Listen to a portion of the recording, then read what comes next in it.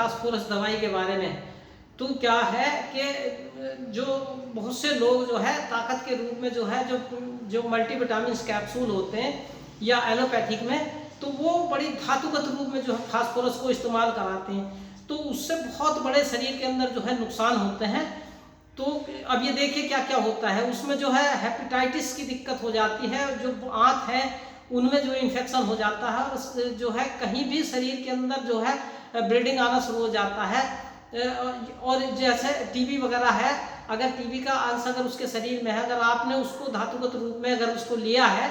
तो ये समझिए कि आपको टीबी भी हो जानी है। ये कहिए कि बहुत ही घातक बीमारी जो है वो फास्फोरस से हो जाती है धातुगत रूप में लेने से। लेकिन होम्योपैथिक के अंदर जो है उसको डाइल्यूट कर दिया गया है, जिसकी वजह से जो है वो हानि रहित हो गई है। और आप उसको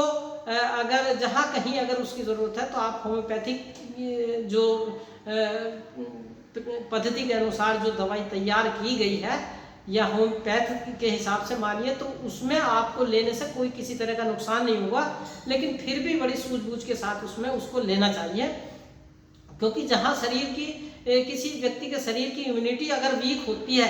तो वहाँ इसको लेना बहुत ही खतरनाक होगा और ये खतरे से खाली नहीं होगा। आप कभी भी सोच समझ के लीजिए, कहीं भी मल्टीविटामिन और उसके अंदर अगर फास्फोरस है तो आप उसे बहुत सोच समझ के लेना, क्योंकि एलोपैथिक में तो धड़ल्ले से चल रहा है और लोगों को उसका नुकसान भी हो रहा है, लेकिन वो उसको समझ नहीं पा रहे। किसी की आंतों से खून आना शुरू हो जाता है, किसी के हलक से खून आना शुरू हो जाता है, किसी को हेपेटाइटिस हो जाती है, किसी को जो है लीवर साइरोसिस हो जाता है। तो इस तरह की दिक्कत जो है वो शरीर के अंदर आ जाती है, तो आप उसे बहुत